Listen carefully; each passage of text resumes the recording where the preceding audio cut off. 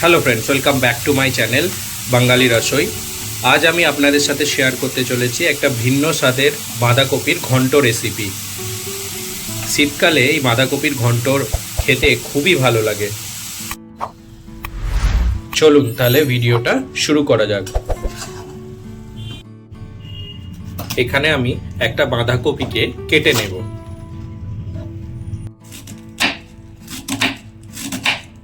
বাঁধাকপিটা এরকম কুচি কুচি করে কেটে নিতে হবে।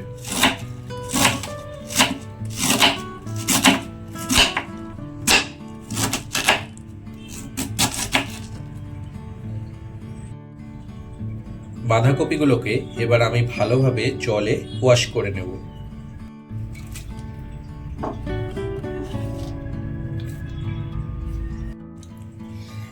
আমি এখানে 4টে আলু নিয়েছি। আলুগুলোকে আমি 1/2 করে কেটে নিচ্ছি।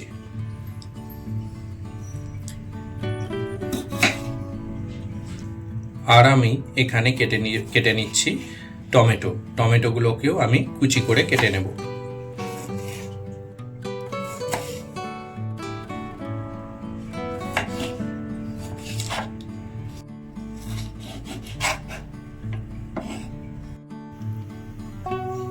একটা কড়াইয়ের মধ্যে আমি নিয়ে নিচ্ছি সরষের তেল।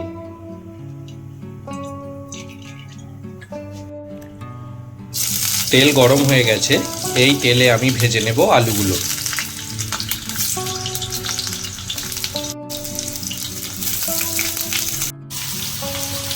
আলুগুলো আমি এখানে নাড়াচাড়া করে ভেজে নেব। আলুগুলো ফ্রাই হয়ে গেছে, এবার আলুগুলোকে আমি তুলে নিচ্ছি। আলু ভাজার তেলের মধ্যেই আমি অ্যাড করে দিচ্ছি গোটা জিরে, আর দিয়ে দিলাম একটা তেজপাতা।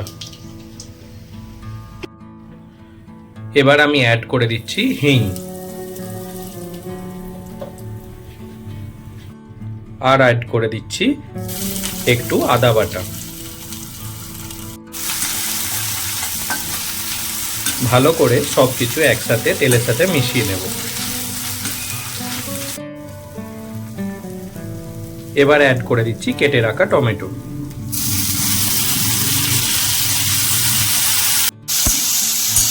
ভালো করে নাড়াচাড়া করে টমেটোগুলোকে ভেজে নেব।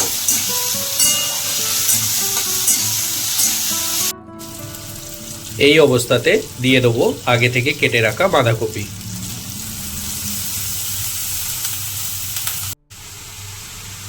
এবার বাঁধাকপির উপরে দিয়ে দেবো স্বাদ অনুযায়ী নুন, আর দিয়ে দিলাম 1 চামচ হলুদ,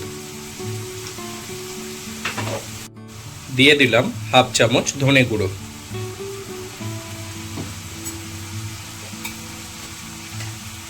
আর দিয়ে দিলাম 1/2 চামচ জিরে গুঁড়ো।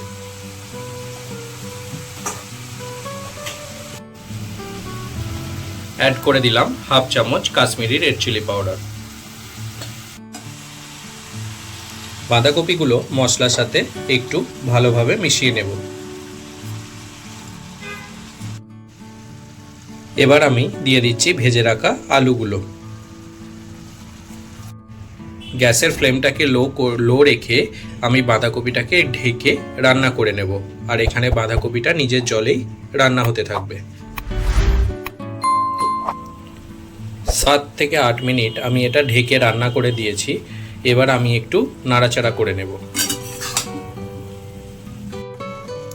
বাঁধাকপি থেকে অনেকটাই জল বেরিয়ে গেছে, আবার একবার বাঁধাকপিটাকে ঢেকে রান্না করে নেব।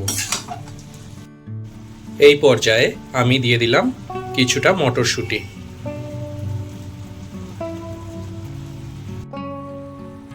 আবার ঢেকে 10 মিনিট মতো রান্না করে নেব, গ্যাসের ফ্লেমটাকে লো রেখে।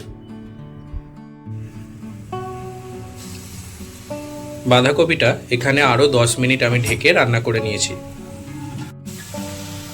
বাঁধাকপিটা এরকম ঢেকে ঢেকে রান্না করলে ভালোভাবে বাঁধাকপিটা কষেও যাবে, আর বাঁধাকপি থেকে যত জল বেরিয়েছিল জলগুলো ভালোভাবে মিক্স হয়ে যাবে। আমি এখানে আলুগুলোকে একটু কেটে কেটে বাঁধাকপির সাথে মিক্স করে নেব।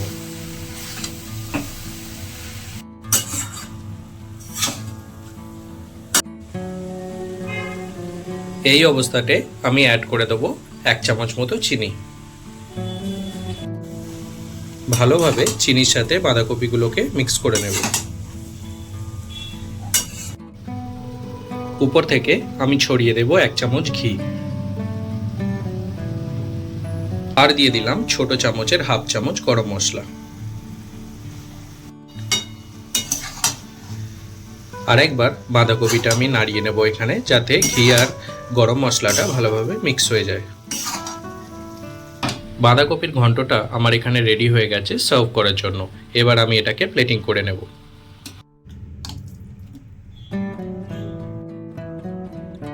খুবই সহজভাবে এই বাঁধাকপির রেসিপিটা আমি বানিয়েছি। আপনারা অবশ্যই বাড়িতে ট্রাই করবেন, আর ভালো লাগলে অবশ্যই একটা লাইক অ্যান্ড কমেন্ট করে দেবেন।